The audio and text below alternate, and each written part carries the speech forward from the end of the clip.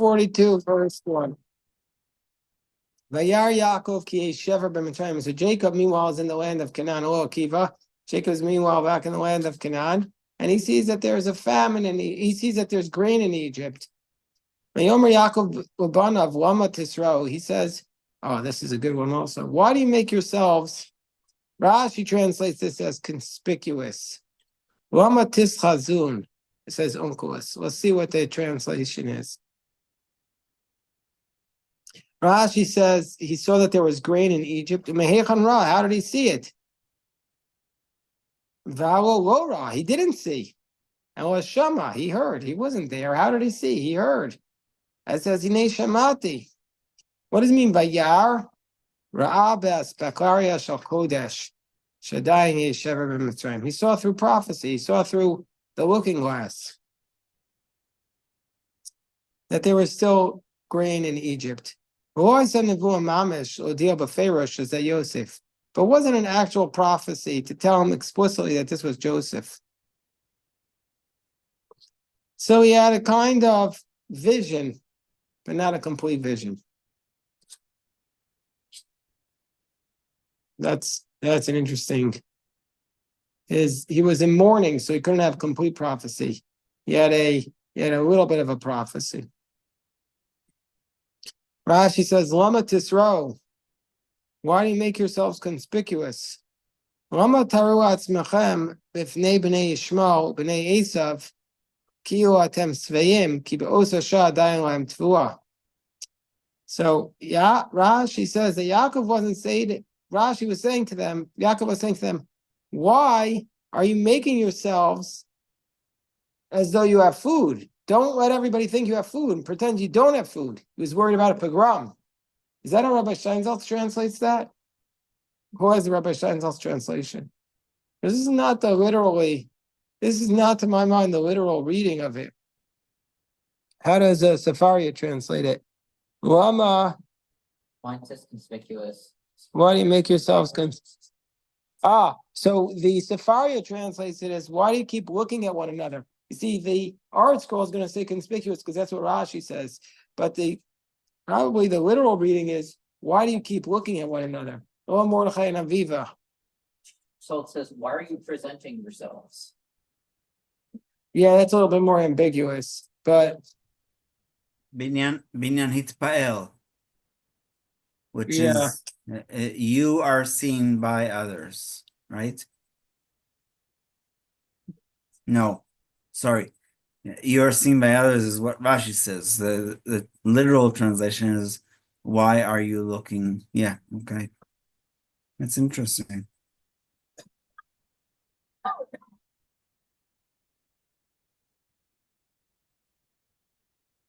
I mean, Rashi is adopting a reading here. Hey, Kobe. Rashi's adopting a reading here, which is not, which is very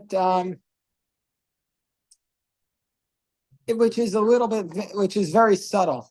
He's adopting a very subtle reading, which is not the way I think that the literal reading of it. That's why I asked what the Steinsaltz does. Sure, I understand what Rashi means. So this is Rashi's saying, why are you letting everybody know that you have food? You should pretend you don't have food.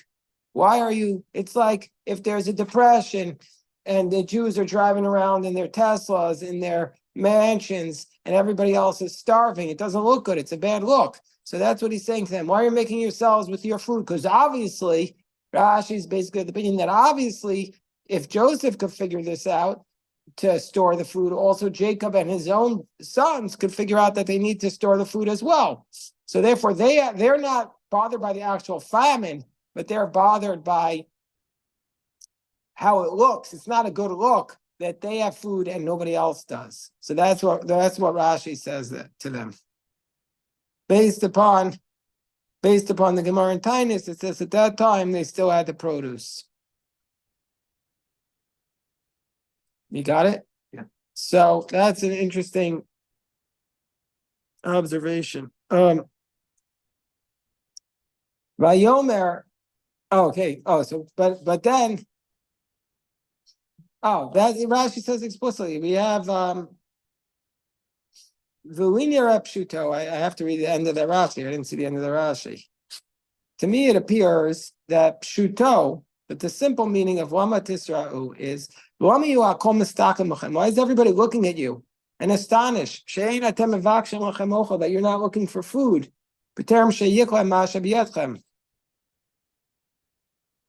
Why are you not looking for food? So do we know that Yaakov and his sons have ample food? That's what the Gemara in Tainus says.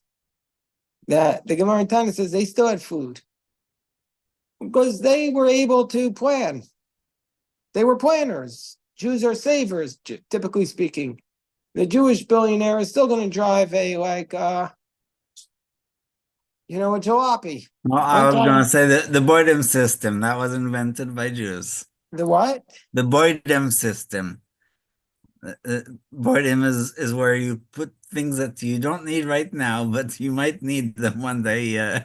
Like Yeah, well, I remember one time suitcases, clothing, food. one of the wealthiest people in the whole city, one time, very wealthy Jew, yeah, billions of dollars.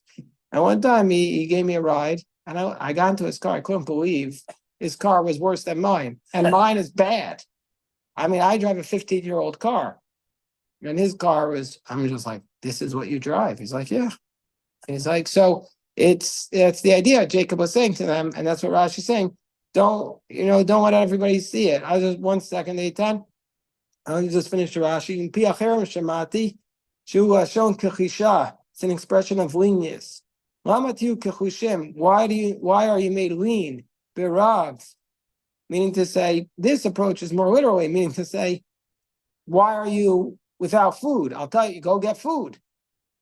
Meaning this approach takes the approach that we, that means to say, go get the food, go get the food. Okay, Eitan, yes. Eitan, yes. That's kind of an opposite opinion where he's saying that some Yaakov didn't have food, and he kind of appends the phrase "b'makam hazeh." The end of that verse to say, like, why are you still here? Why are you throwing yourselves here when he sees that there's rain in Egypt, and then he's saying you guys should go to Egypt to go. Meaning, why are you here? Go there.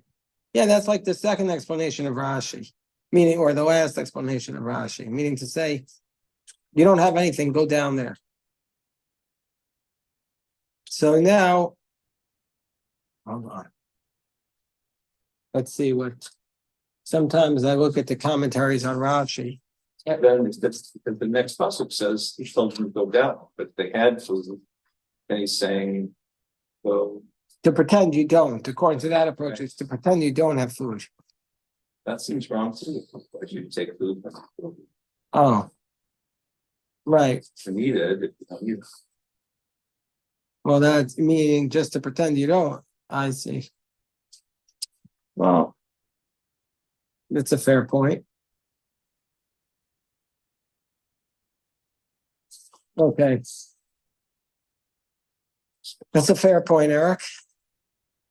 So, It's a very, I mean, that's the other thing is like that's like the people in COVID who had the toilet paper but still bought more because they ran out of toilet paper, right? You shouldn't buy. So like they had, but they're worried that they were going to run out. so maybe the don't be conspicuous was pretend you shouldn't act like you don't have food, and then you'll go and get more food. Yeah, that's what he's saying. But what I'm saying is you're saying that was wrong. Right. But I'm saying, but maybe he's saying, like get a little bit for reserves, but it's like the people they discovered they had all the gloves and masks in their garage. I ordered extra toilet paper, knowing scarce supply. Somebody has to get it. Why not me? Okay, this is not confession, so we'll leave that for another day. He said, behold, Still, yeah. Behold, I heard that there is food in Egypt. Redu Shama, go down there, V'shivru lanu misham. Go purchase for us some food, V'nichye v'lo namus, and then we will live and not die. Rashi says, the word Noam says, Redu Shama, go down there. He doesn't say L'chu, he doesn't say go. You need a chumash. I know him. There's a chumash just over there on the shelf. Oh, you want to take that one? You can take that one.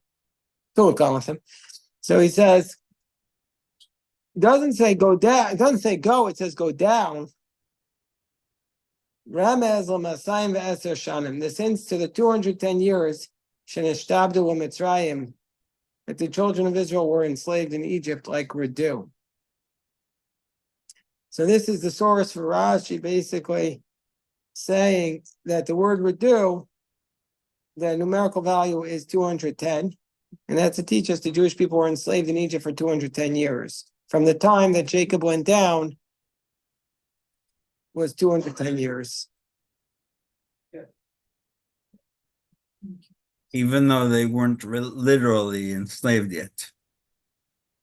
Well, that's what they thought. They thought they weren't enslaved. They thought they weren't enslaved, but the Taka they were. Meaning to say, you ever heard of the golden handcuffs? Maybe Jeff heard about that when he was at Arnold and Porter. I'm sure they helped a lot. What? Kind of a lot of work just to help people with golden handcuffs. To come up with this invidious strategy, locking people in. Yeah. You want to go, that's why they want to go out there. But it's gold, but you're small. Yeah, but you can't leave.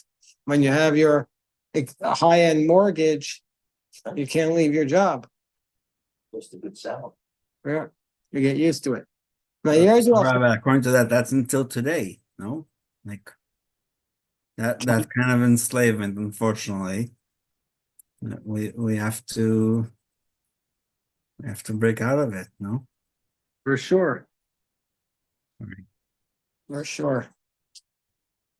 It doesn't take much, it doesn't take gold. Bronze. Vayerdu achei Yosef asara l'shpor bar Mitzrayim. And the brothers of Joseph went down. There were 10 of them, and they went down to find food in Egypt, to get food from Egypt. Rashi says, he's so sensitive to every word here. And he's wondering, why does it say the brothers of Joseph? Why doesn't it say the sons of Jacob? So he says, it says here the sons, it doesn't write the sons of Jacob to teach us that they were regretting his sale. And they made a commitment to act towards him with brotherhood. But with those so,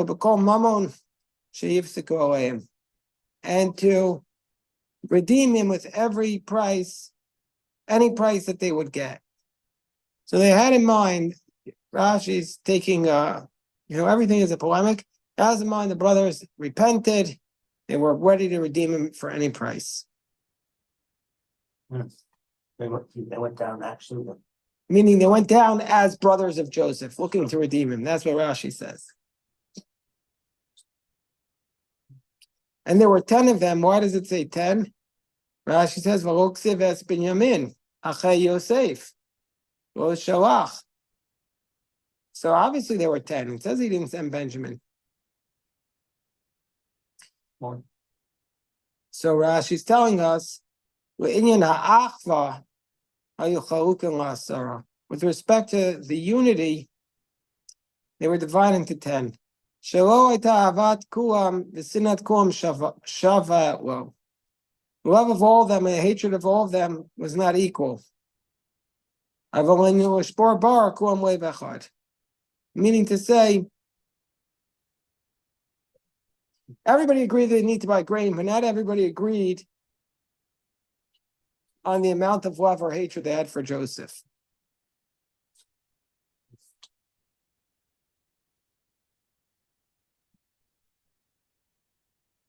Benjamin Achi Yosef, and Benjamin, the brother of Joseph, Jacob did not send along with his brothers. Said,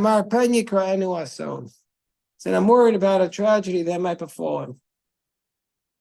Now, this is already interesting. Is he making again the same mistake that he made before by withholding Benjamin. Right. By saying, Joseph, I'm not going to allow Benjamin yeah. to have an son. 'Cause What? his mother, you know, Why do you need 10 brothers? special treat, rank of Rochelle, rank of more, rank of more. But why do you need 10 brothers to get grain? You could just get 2 or 3. Well, you have camels, you want to bring back. Maybe it was a lot enough for a year. Yeah, Camels can only take so. It does seem like a lot though. Really, but if it's a famine, you have to travel long distances. You want them to somebody's come gonna back? pick up all that toilet paper. Yeah. I don't know. It seems like it's a lot of people. Rashi says, why do they? He says, lest an accident happen. But in the house, an accident will not happen. Hey, Yoav. Amar Rabbi Elazar ben Yaakov, Mikan Satan Mikatreg B'Shasa Sakana. From here we see that the accuser prosecutes at a time of peril, meaning to say that it was a dangerous situation. In a dangerous situation, we have to be worried about an accident. So therefore, he wanted to hold back Benjamin. And the children of Israel came to buy food amongst those people coming. Rav Baretz Canaan, because there was a famine in the land. Rashi says they were hiding themselves. They were like the Mossad. They went in through separate entrances, so they shouldn't have the Ayin Hara. Did everybody here see that interview of Mossad on 60 Minutes? Did you see that this week? Yeah, Mossad went on 60 Minutes, and they shared the beeper. Yeah, but they put it with a mask and a voice alteration, and everybody's saying, and Mossad is how they did it. And everybody's like, "Oh, you see how brilliant the Mossad is?" And I'm thinking to myself, I don't believe it. Like, why would the Mossad go on and share their secrets on 60 Minutes? There's no way that that's the actual story. No, not everybody knows how it happened. They're saying how they did it. They said exactly how they did it. At this point, with the 2,000 injured Hezbollah people, I'm sure. I just don't believe that it's in Mossad's interest to tell the truth on 60 Minutes. I mean, I feel like the Mossad. I feel like the Mossad is. I wouldn't buy a used camel from Mossad. I mean, their goal is not. Their mission is not to be honest in public. Their mission is disinformation for the service. That's good. So it is disinformation. So they believe it. Right, that's what I'm saying. They're probably lying about so much in order to make a point. I don't know what their point is because they're not telling me. Yeah, but to deceive people, maybe the Syrians to show. I mean, they have a mission, and so they're trying to further deception. So Their that they'll mission be is not transparent. their mission is not transparency. If they're going on 60 Minutes, it's Their model by way of deception. right. So, like, just what I'm saying, Jeff, is they went on 60 Minutes, and everybody's like, "Look, this is how Mossad did it." And I'm thinking, that's not how Mossad did it. That's not how he did it. I'm sure that would be the last thing they would say. It's probably the opposite of the way they did it. They probably stole all of Hezbollah's pagers one night and just stuck them in the other. And now they have everybody thinking we can't buy it. Who knows what they did? All right, that's time to daven. I mean, I don't know what they did. I don't know anything, but Why don't you join the side?